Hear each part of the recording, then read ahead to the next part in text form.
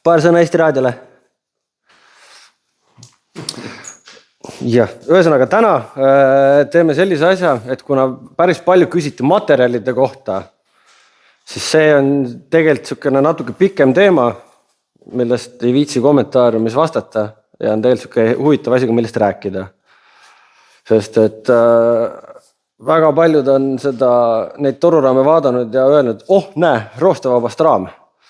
Et see ei ole roostevaba, et see on selline asi nagu selle materjali nimetus, millest neid toruraame tehakse, on Dockol R8. See on siis Rootsis toodetud materjal. Ta ongi tegelikult autotööstuse jaoks välja mõeldud, välja töötatud materjal. Ja selle materjali väga suur eelis on ka see, et ta on esimese ringi materjal, et ta on maagist otse tehtud. 355, 235 kromod asjad kõik on alati oht, et sa saad teise kolmanda ringi materjali, mis on juba ümber sulatatud mingisugused muud asjad. Ei ole nii puhas. Just. Ja ma võtan ühe jupi siin ka, siis ma saan korra näidata.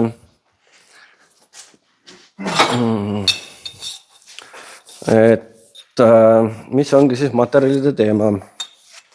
See on nüüd 40x2, 355 külmtõmmatud toru, mis on siis klassikaline turvapuuri toru. Ja see on nüüd see Dockol R8, see on nüüd 40,5. Et mis on Dockoliga juba kohe huvitav, see on keevistoru. Et see on ilma keevistada toru. Siin on olnud mingid külajutte, et ei, see Dockol on paha, et see keevis läheb puruks ja painutades või avarii korral see keevis läheb lahti. Külajutt puhas, et isegi internetis ma ei ole leidnud mitte ühtegi varianti, et see keevis oleks kunagi järgi andnud. Et enne annab materjal ise järgi risti toru, kui siis see keevis. Et ta on nii nimetatud, ma ei tea, kas ma nüüd ütlen seda õigesti või mitte, aga ta on nii nimetatud nagu tiigvelded toru. Et ta ei ole, et ta on siis ilma kontaktkeevituseta kokku pandud toru. Pluss on see, et kui see sisse vaadata, siis keevise juurt ei ole püsti. Siit ei ole hästi näha küll, valgus on nagu ta on. Natuke midagi näeb. Aga siit on see, et isegi sõrmega väga ei tunne, et siin sees oleks midagi. Mul vist tavalist keevitatud toru üldse ei ole.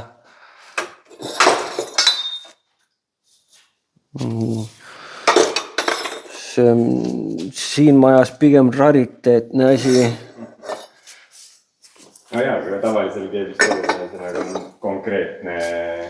On jah, piisav siuke rant sees, võib-olla selle nagu nelikandi pealt on näha, et siit on vaata päris suur siukene nisa või jääk püsti. Et selle mõttes see näitab, et on kvaliteetne läbikeevitus on ju, aga jah, ta on siis nagu vähe teise tehnoloogiaga keevitatud. Ma nagu selliste puuride juures väga pikalt ei peatu, sest et ma ei tunne ennast enam väga koduselt nendega. Aga nii palju, kui ma olen aru saanud, siis kõiki rallirinka puure põhiliselt tehakse tavaterasest. Et ma olen aru saanud, et FIA järgi on lausa keelatud kasutada väga palju tugevat materjali. Jah, kasutatakse, aga need on siis reaalselt läbi arvutatud, läbi testitud natuke teine maailm. Aga põhiliselt niinimetatud, mis meil siin Eestis neid tehakse, toodetakse, kõik on tavaline 355, Rootsi või idapäritolu toru. See, mis mina siin kasutan, on siis Rootsist SSAB-s toodetud külmtõmmatud puuritoru. Aga nüüd kiirenduse maailmas ongi 3 varianti. Kas sul on tavateраstoru, kas sul on kroommoluteenium või Dockol. Kroommoluteeniumi mul vist hetkel isegi näidata ei ole. Ja nüüd me jõuamegi selle juurde, et miks Dockol või kroommoluteenium toru on kergem.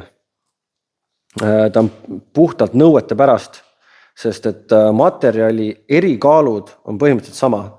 Et kui me võtame sentimeetrise tüki 10x10 sentimeetrit, tavateras, kroommoluteenium või Dockol, siis nad kõik on suht samas kaalus. Sükene, mõned grammid sinna tänna, see on, et nii täpseks ei lähe, aga millest tulebki vahe? kui see nüüd on 355 turvapuuritoru, 42 millimeetrit diameeter ja 3,2 sein. Ehk siis kui tahta kiirendusautole teha kuni 7,5 sekundit raami või turvapuuri, siis see on see põhitoru, mida kasutatakse. Ehk see on paras mölakas. See on nüüd natuke teine mõõt, aga nüüd puhtalt nõuete järgi on see kiirenduses, et alternatiivile sellele sa võid kasutada siis kroommoluteeniumi või dokkolit, kuna ta on nii palju tugevam materjal, siis saab minna seinapaksusega õhemaks. Kui siin on nõue 3,1 millimeetrit seinale, siis sellel dokkolil on seinapaksus sama diameetri juures 2,1 millimeetrit. Põhimõtteliselt peakaare kaalust tuleb rohkem kui kilomeetri peale. Peakaar on tavaliselt vähemalt 3 meetrit, kui mitte isegi kuni 3,8 meetrit selliste raamide puhul, siis puhtalt ühe toru pealt kuni 4 kilo kaalu võita, see on juba märgatav. Ja see tulebki puhtalt sellepärast, et materjal ise ei ole kergem, aga nõude järgi sa võid kasutada õhema seinaga toru. Siis nagu nendel ralliautodel, ringrajaautodel, kõik, mis on FIA 253 järgi niinimetatult, siis sellel on paika pandud materjali diameeter ja materjali paksus. Ja isegi kui kasutatakse tugevamat materjali, siis see seinapaksus on sama. Et selle arvelt ei saa teda kergemaks, sa saad lihtsalt tugevamaks teda. Ja disainid on ka nii erinevad, et kui sertifikaadile vastav turvapuur, siis baaskonstruktsioon ehk peakaar, siit tulevad poolkülgkaared, eest aknatoru ja taga toed on kõik 45x2,5 ja ülejäänud on siis 40x2 ja osades kohtades isegi 30x1,5, siis tavateras kasutades või mingit natukene tugevat materjali kasutades see kaal jääb sama. Siis nüüd kiirendusautol ongi just vastupidi see, et sul on valida, kas sul on selline toru või põhimõtteliselt selline toru.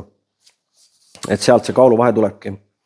Ja miks võib dokkol ja kroommoluteenium olla õhema seinaga, sest et reaalselt ma ei ole koolis käinud ja õppinud selliseid asju, aga kui selle tavaterase toru tõmbetugevus on 355 mingit newtonit ruutmeetri kohta või mis iganes, ehk tõmbetugevus on 355, siis kroommoluteeniumil on ta circa 6,5 ja dokkolil on 800.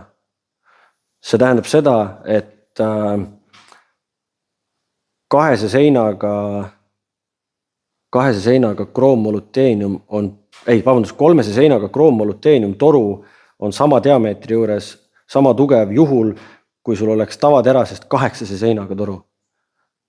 Ja dokkoli puhul on see vahe veel suurem, et see on nagu meeletu ja sealt see nagu kergus tulebki, sest ta nii palju tugevam. Väga pikalt oli diskussioon, et miks kiirenduse toru on nii paksu seinaga, siis väidetavalt, mürk ei võta, aga väidetavalt, kuna kõik kiirenduse reeglid tulenevad Ameerikamaalt ja Ameerikamaal sõidetakse ju kiirendust ikkagi sükse raja peal, kus sul on mõlemal pool kaardvoolid ehk siis betoonseinad ja sul ei teki seal sellist rullumist nagu ringrajas või eriti rallis, et kui sul auto läheb lappesse, sul on tavaliselt üks löök, võib-olla 2 lööki piirdesse, isegi kui sa käid külili, siis sa lohised. Kiirused on küll suured, aga sul ei ole seda nagu nii hullu rullumist, sellepärast ka näiteks kiirenduse kõige lihtsam turvapuur on hästi väheste torudega, sest ta ei olegi mõeldud rullumisele, vaid pigem 1-2 löögile ja siis lohisemisele. Kuna tavateras on nii pehme, siis siin ongi nii palju seinapaksust, et sul oleks materjali, mida läbi lohistada. Ja ka Joosep Järve auto pealt tuli seda näha, sest temal, kui ta põrnika maha kandis Kiltsil, tema rullus ja ka lohises ja pärast, kui ma seda raami sain lähemalt vaadata, siis peakaarest üks koht oli ikka päris õhukseks juba kulunud, aga seal ei olnud seda pikka lohisemist. Seal olid mõned nagu üksikud löögiga lohisemised ja seal oli juba paaris kohas see toru ikka väga nagu õhukseks kulunud. Aga just ongi see, et kuna kroommoluteenium või dokkol on nii palju tugevam, siis sa ei kuluta seda pinda nii lihtsasti läbi vaata. Lisaks nüüd jätame tavaterase kõrvale, võtame dokkoli ja kroommoluteeniumi. et mis siis kahel torul vahet on. Peale selle, et Tokkol on siis nimetatud puhtast maagist esimese ringi materjal, siis Tokkoli tehase kriteeriumid on oluliselt, tootmiskriteeriumid ja tolerantsid on oluliselt väiksemad, kui on seda kroomoluteeniumil või tavaterasel. Kui tavaterasel kroomoluteeniumil on lubatud seinapaksuse kõikumine kuni 10%, ehk siis kui sul on 2,11 sein, klassikalisel kiirenduse kasutataval torul, siis selle seinapaksus võib kõikuda kuni 0,21 millimeetrit. Ja kui sul on mõni koht, mis läheb väga õhukseks, siis see toru ei ole enam nõuetele vastav ja sa ei saa raamile sertifikaati. Ja vahelduva eduga väidetavalt Ameerikas oli see väga suur probleem olnud.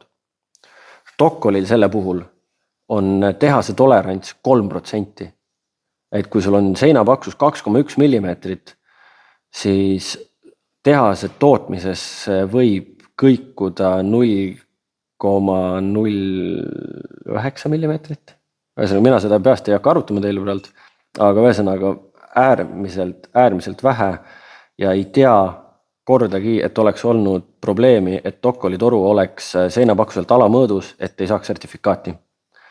Sest et kiirendusauto raamide sertifitseerimisel on alati see, et sertifikaati ei väljastata ennem, kui siis ultraheli mõõdikuga on kõik põhilised toru seinapaksused ära mõõdetud. Et reaalselt kunagi, kui oli see E30 kastikas meil, siis oli Rootsist härra Lennart Holm, kes on siis üks FIA kõrgemaid tehnilisi, siis tema tegi sellele kastikale turvapuuri siis täisraami sertifikaati ja siis ta mõõtiski suuresti kõik ligipääsetavad torud üle ja kõik oli õnneks lubatus, kuna niikuinii Eestis ei ole saada kiirenduse jaoks täiesti õiget materjali, mis siis oleks 41,4 korda 2,11 või siis 3,11 terastoru on 42,4 korda 3,2 ehk siis juba see siis ta kindlasti vastab, sest ta oli nii palju jämedam vaata. Lisaks isegi erinevad plekid asjad mõõdeti ära, sest sellega on ka kiirendusautode puhul on peaaegu kõik asjad ära reglementeeritud, et vastavalt mis materjalist, kus kohas, siis kui paks asi olema peab. Et näiteks siis juhialune põhi, tulemüür, kuna kastikal oli see, et juhi kookon ehk funny gauge ulatus kabiinist välja poole, siis seal oli katteplekk peal veel. See oli millimeetrine plekk ja see kõik nagu vaadati, kontrolliti üle. Lisaks siis Tokkol versus kroomoluteenium, mis on selle kahe materjali vahe, on see, et kui tegelikult paberite järgi kroomoluteeniumit peale keevitamist tuleb termotöödelda, et keevise ümber pinged ära saada, et see molekulaarne materjali ühendus saada uuesti laiali tagasi, mitte et ei oleks selles keevis kohas neid pingeid sees, et siis ta tahab termotöötlust saada, siis Tokkoli puhul ei ole seda. Jah, loomulikult, kui sa ikkagist minkkeevitusega siit suure vooluga ikka rämedalt peale ladistad mingid suured vortsid asjad, siis sa loomulikult saad ta üle kuumutada. Aga vähegi mõistlikult tiigiga keevitades Tokkol ei nõua, isegi tootmisjuhendi järgi, ei nõua pärast termotöötlust. Et kui ma üles leian selle pildi, siis rootslased on teinud ka mingeid teste ja näiteid, kus oligi võetud kroomoluteeniumtoru ja Tokkol toru, täpselt sama parameetriga torud olid otsapidi kokku keevitatud ja keevise kohast laiaks listutud, siis oli näha, kuidas kroomoluteeniumtoru ilma termotöötluseta keevise kõrvalt hakkas murenema ja ta võib selle toru täitsa nagu lahti visata. Aga kui me võtame nüüd selle raami ette, et kui palju seal on keeviseid ja toruühendus nagu kohti, siis on tegelikult on nagu probleem. Et Ameerikas ka neid kiirendusautosi ei termotöödelda, nad üritavad natukene teise tehnoloogiaga keevitada, et seda kuumuse sisestamist materjali oleks minimaalselt. nagu juhtivad firmad ilusti saavad sellega hakkama, aga tegelikult paberi järgi, kui sa termotöötled selle raami pärast ära, siis ta on oluliselt pingevabam ja kestab ka paremini. Ja see on ka põhjus, miks on nagu Dockol mõnusam, sest et Eestis minu teada ei ole võimalik nii suurt raami üldse termotöödelda. Termotöötlus on jällegist aeg ja raha, et kui saab kasutada materjali, mis ei vaja järeltöötlust põhimõtteliselt, siis on ju alati lihtsam. Lisaks Eesti mõistes Dockol on odavam kui kroomoluteenium. Et kuna seda Rootsis toodetakse ja Rootsis seda saab osta, siis see ei ole üldse kaugel ja see tuli äkki põhilisel torul meetri hinnavahe tuli sinna, kui see Dock oli kõige põhilisem jäme toru, mida kasutati, oli äkki 180 sekki meeter pluss käibemaks, see äkki kroomoluteenium oli 230-260 sekki meeter. Ehk siis laias laastus 18 eurot versus 23 eurot meeter pluss käive.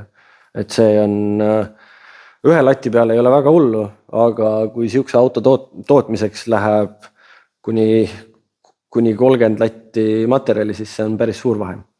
Lisaks seinapaksustega on veel see, et kui tavaterasest autol raami tehes just on 3,1 kuni 2,5 on seinapaksused, isegi see kõige peenem toru, ehk siis mis on niinimetatud meie mõistes 25 mm, Ameerika mõistes tolline toru, peab olema 2,5 seinaga, siis siin on seinapaksuseks kas ma nüüd kohe peast ei mäleta, kas see oli 1,47 või 1,64 mm. Ehk siis siin protsentuaalselt võit meetri peale on palju suurem isegi kui see 3,1 versus 2,1 mm toru. Et see on vahe ja see on ka see põhjus, miks seda kasutatakse. Ja kuna Dockoli tõmbetugevus on ka suurem kui siis kroomoluteeniumil ja ta on rohkem elastsem, et avarii korral see materjal deformeerub oluliselt kaugemale, ta deformeerub peaaegu nagu tavateras, ehk siis 355, nagu selle kuhumaani ta saab deformeeruda enne, kui ta murdub. Et see on ka põhjus, miks on see Dockol parem. Et ma ei mäleta, keegi tõi ka näite selle kohta. See oli Tapsa, kes on endine Euroopa Racemaster ja ka tehniline, kes on siis nagu kõiksugu võidusõiduautosi oma elu jooksul näinud.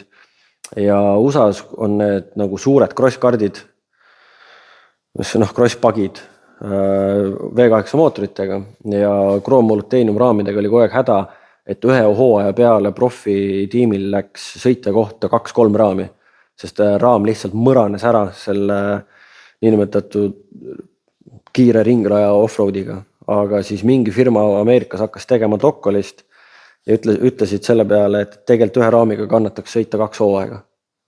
Et see vahe on nagu nii meeletu, et ta ei ole rabe, ta lihtsalt kestab paremini, ta on elastne.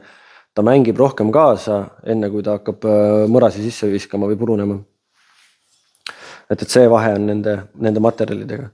Siis korra tõstatati ka mingi alumiinium teema, et alumiinium on ka väga hea materjal, aga mitte selliste asjade jaoks. Et ma räägin, mina ei ole materjali teadnud, ma ei ole seda õppinud, ma olen üritanud lihtsalt nagu selle vajaduse endal selgeks teha, mis ma siin töökojas teen. Et alumiinium on ühtepidi oluliselt sitkem, sest miks ju kõige võimsamad mootorid on ju alumiinium pilletplokkidega, miks ju mingid käänmikud, kõik pilletasjad on alumiiniumist, ongi see, et ta on teispidi tugevam, aga ta on täismaterjal.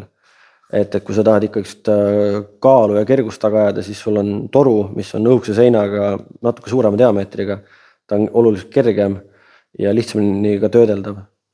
Et ongi see, et eri asja jaoks on eri materjalid. Et jah, siukeste autode juures me alumiiniumit kasutame, et ju põhjad, rattakoopad, tulemüürid, asjad on kõik alumiiniumist ju, kui mitte just karbonist. Võiks ka titaaniumist teha, aga 7-kat tehes vaatasin titaaniumi ruudu hinda ja selle saadavust ja ma vaatasin, et see millimeetrine alumiinium on väga hea.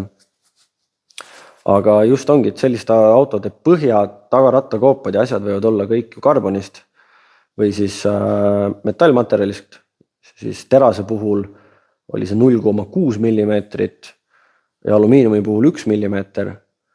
siis ja karbonleht, mida kasutada võis siis olla ka kas 0,6 või 0,8 millimeetrit.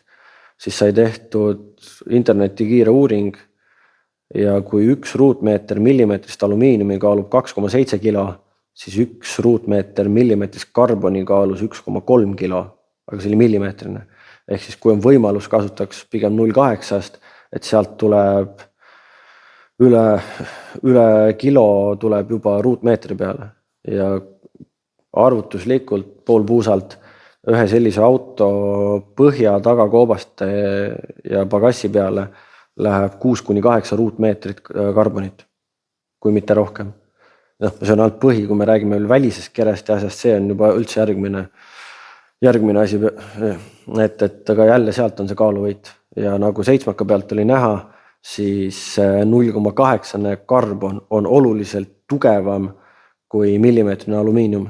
Et kuna meie Eesti rajad on nagu nad on, tagasisõidud on ikkagist liivased, väiksed kruusased, ref on soe, siis see ref loobib tagarattakoopas väga palju seda liiva ja hästi peeniks kruusasegu ja on näha, kuidas seitsmesel on rattakoobas on tehtud karbonist ja taga on üks nurk alumiiniumist, siis jumast hästi oli näha, kuidas sellel alumiiniumtükil on meeletult palju väikseid täkse sees, nagu keegi oleks väikse haamriga seespoolt löönud ja karbonil pole mitte midagi häda.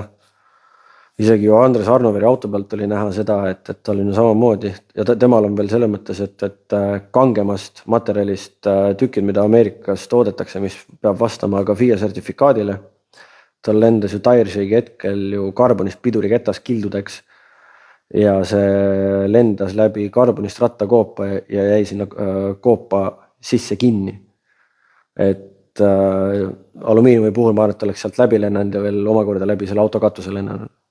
Et see on ka vahe. Kuigi teistpidi alumiinium on selles mõttes hea, kui me räägime gramm paksemast, siis näiteks käigukasti korpused, sinna pannakse peale alumiiniumist plaadid või siis sisse, sest alumiiniumiga on see hea jällegist nagu asjade õhkumise puhul, et ta kitib need väiksed tükid kinni ja need ei tule nii lihtsasti läbi. See ongi see, et iga asja jaoks on oma materjal. Et lihtsalt võimalusel seda tavaterast kasutame ainult alusraami jaoks ja kuna siiamaani kõik autod on plekkkerega, siis ka see on tavaterast, aga ülejäänud üritame teha kõik tokkolist, alumiiniumist, karbonist. Et jah, siis ka tokkoli painutamine. Seda me võime isegi pärast näidata või siis taustaks panna või mis iganes, sest et kui painutada seda 45x2,5 peakaaretoru, siis olenevalt see tahab saada 3-7 kraadi ülepainet, oleneb kui suureks see painega lähed. Mida suurem paine, seda rohkem ta tahab ülepainet saada. Tokkoli puhul, mis on väiksema diameetriga, väiksema seinaga, tahab saada tavaliselt minimaalselt 5 ja lõpuks kuni 15 kraadi ülepainet. Et see on ikka päris meeletu, et see ühtepidi nagu teeb grammi keerulisemaks selle toru painutamise, et teda täpselt saada. Ja olen ka suutnud mitu korda üle painutada, et siis kui kohe kiirelt reageerida, siis sa saad teda natuke veel tagasi mängida. Sest toruga on see häda, et kui kaua see tükk rauda on nüüd nagu toru kujus olnud, sirgest toru kujus me ei tea ju. Aga vähemalt pool aastat, kui mitte aasta. Ja kui talle nüüd teha see paine sisse, siis tegelikult see paine tõmbab natuke ise juba tagasi, kui seda kiiremas korras ei rakistata või ei keevitata kinni. Ja kuna ta on olnud nii pikalt toru, siis sa seda mõned kraadid tagasi tõmbamist saad peaaegu, et juba põlve peal teha. Et ta tahab veel nagu tagasi minna. Sest kunagi oli, ma tahaks öelda, et Kaspar kaabliga sai talle painutatud mingisugune Volvo peakaar, sest et üks hetk oli vaja, 200 Volvo oli vist, kuhu oli vaja turvakaar teha, siis Kaspar ütles, kuule, tee peakaar ka mulle. Tegin peakaara valmis ja siis mingisugune pool aastat või mis iganes aeg hiljem Kaspar eestum, ütles, kuule, et see tükk ei kõlba kuskil, et see on nagu alt laiem, et ta on nii kaua seisnud sul ja ta lähebki tagasi. Et osade jaoks see võib nagu idiootsena kõlada, aga tegelikult see nii on. Et siis ma ütlesin talle ka, et tugev maapoiss, tõmba tagasi ja ei juhtu midagi taga. Et see, tegelikult see 355 on tegelikult paras sükene pehme shit, kui aus olla. Aga siukene on see materjali jutt. Kui on küsimusi, küsige. Kui arvate, et rääksin midagi valesti, arvake, öelge. Kui oskate täpsustada, täpsustage. Et siin tegelikult sellest materjalide maailmast on küll ja veel minna. Et siin taustal on üks väike veermiku projekt käsil korraks. Et kui sellega saame rohkem valmis, siis ma räägin veel materjalidest, aga lehtmaterjalidest võib-olla just. Ja siis saab võrdlusena võib-olla jälle mingid asju tuua. Aga vahepeal töökojas on nii palju saanud, et Sigullil tulid tükid kohale, mootoriplaadid ja põhimõtteliselt mootori kinnitusplaat on õige koha peal, et see jääb täitsa tuppa. Et originaalkontseptsioonis kuundaistmelt saaks küünlad vahetada ja karpat regullida. Toru siin on? Siin seda toru on jah, ja just sai järgnevate klientide jaoks Rootsist tellitud jälle 90 latti materjali. Tokkolit siis. Et siin jah, riiul jääb väikseks. Tuleb rohkem tööd teha, kiiremini liigutada ennast. Ivo autoga ei ole vahepeal midagi füüsiliselt toimunud. Ivo tuleb nädalab siia, siis teeme edasi. Siis Driftika turvapuur on selles mõttes valmis, et torud on tehtud. Tegelikult see puur on vahepeal valmis saanud. Video on nii kaua aega tagasi filmitud, et puur on valmis saanud. Täna veel käis härra Martin Toom Autospordiliidust, vaatas selle üle. Kinnitas, et puur vastab nõuetele. Siia tuleb nüüd ilusti sertifikaat peale. Puur on valmis. Ja siuke ta sai. Omanik on siin ära käinud, istmeasend sai paika pandud, kuigi seda veel pärast natuke muudab, et saaks rohkem tunneli lähemal, et saaks rooli rohkem tsentrisse. Rooli kinnitus sai paika, pedaalid olid ammu.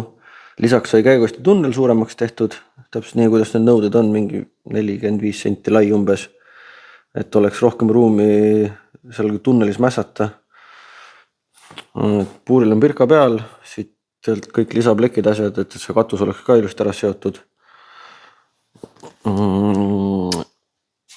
Ja siis see tunnel sai siit veel English Wheeliga, siit ei ole hästi näha ühegi nurga alt. See English Wheeliga veel natukene laiemaks aetud, et oleks sumpar rohkem ruumi. Jah, sealt see nurk on veel keevitamata, sest üksi ei saa vastu vajutada ja siit poolt keevitada. Et keegi millegi tuleb appi, siis saab selle lõpuni teha. Siin oli väike happening, et sai siia väiksed piiluluugid teha. Et kuna siin selle autoga oligi see, et kui tavaliselt on hakanud turvapuuri tegema ja ma teen ise kõik need puurikandurid, siis siin oli eelnevalt turvapuur sees ja ma ei näinud esialgu vajadust või mõtet peakaara alumisi kandureid välja lõigata. Sest tegelikult see maksis nii palju kätte, et ma ei saanud seda turvapuuri enam alla lasta, et teda ülevalt keevitada. Ja siis omanikuga konsulteerisime ja mõtlesime, et pole midagi, et teeme piiluaugud sisse ja siis kui EAL-ist härrad tulevad sertifitseerima seda puurit, siis neil on ka lihtsam näha, et ei pea kuskil nurga tagant piiluma, et on ilusti näha, et on ülevalt keevitatud tehtud.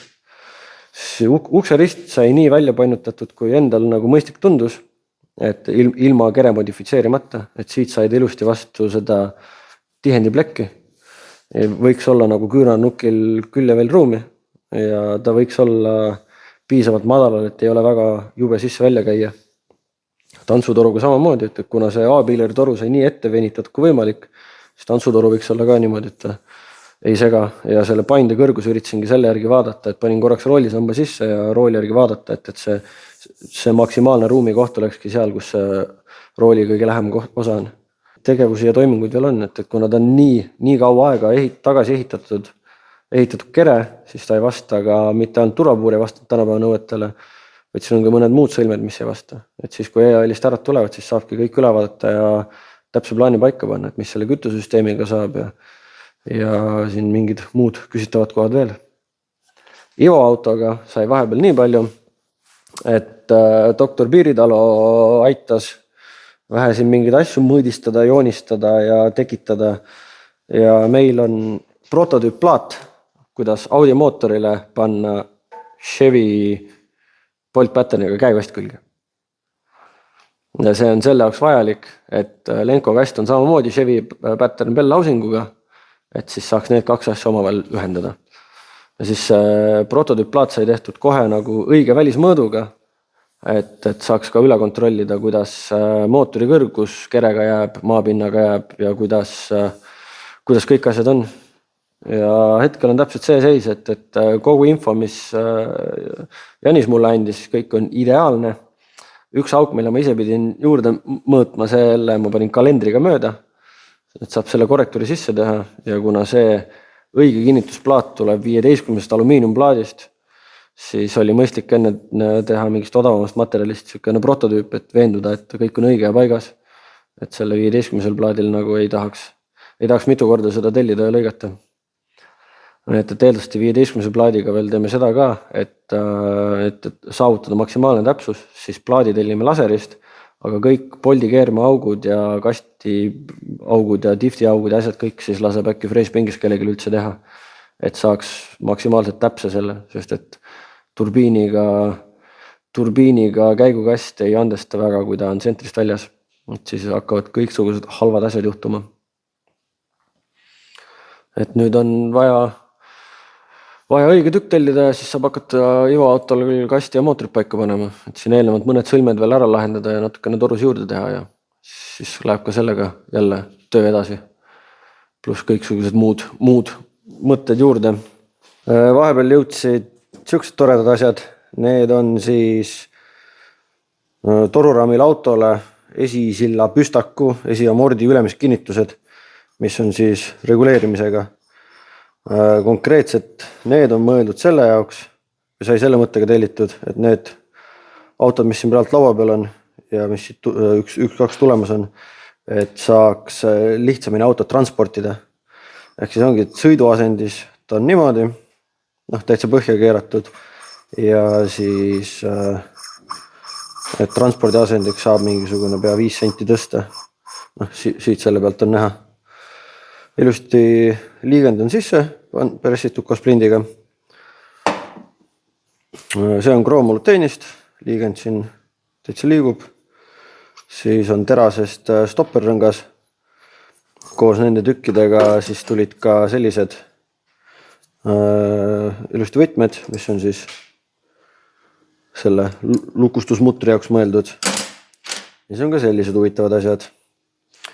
Need on nüüd pooletõllisele võtmele ja ongi mõeldud selle jaoks, et läheb siia, et kui see on raami külge keevitatud, siis sellega saab keerata või vajadusel kinni hoida ja siis seda keerata. Et siuksed ägedad huvitavad asjad. Et muidu suures maailmas on täiesti tavaliselt kasutatavad asjad, tegelikult väga üldlevinud, eriti siukte raamide ehituse juures. Et kui on see, et klassikaliselt alt padrunist ei saa siis seda koili kõrgust muuta, et siis kasutatakse samasuguseid asju. Ja tavaliselt siis ehitataksegi auto valmis niimoodi, et jäetakse see kuskile kuhugi maale, et vajadusel saab natuke madalamaks lasta, vajadusel saab kõrgemaks tõsta, et olekski siukene reguleerimismaa. Aga need on vaja varsti hakata järjest autodel külge panema, sest et ju Audi on laua peal, Six on laua peal ja nagu näha, neid on rohkem. Ütleme nii, et siis on veel autosi, kuhu on vaja neid külge panna, mis on vähe tulevikus. Aga siuksed ägedad jupid, jah. Sest see on kroomoluteen, see on 7000 seeria alumiinium, see on ka natukene kangemast terasest. Et siukene mõnus, väga hästi tehtud, mulle meeldib mõnus. Ja tegelikult siis ka keevitamise ajaks on veel siukene lihtsalt suur tükk alumiiniumit, et see punktitakse raami külge ära, siis seesama võetakse see õige tükk välja, keeratakse see suur tükk sisse ja siis rahulikult keevitada, et loodetavasti see üldse ei tõmba liiga ära, sest muidu pärast see ei hakka käima ja nii suurt keermepulka annab otsida või see on vaja lasta kellelegi teha, kui see nagu väga pahaks läheb. Aga siuksed ägedad tükid, ma pakin nad ära, panen riiulisse ja kõik jäävad oma aega ootama. Minge Raketibaasi webshopi, sealt saate pusasi, särke. Sellist pusa õnneks ei saa, nagu mul seljas on. Aga nagu Kaidol on sellist saab ja on veel teisi ägedaid ka. Pluss veel Raketibaasi märtsi, et vaadake seda kõike. kui on küsimusi, kommenteerige, küsige ja järgmise korrani.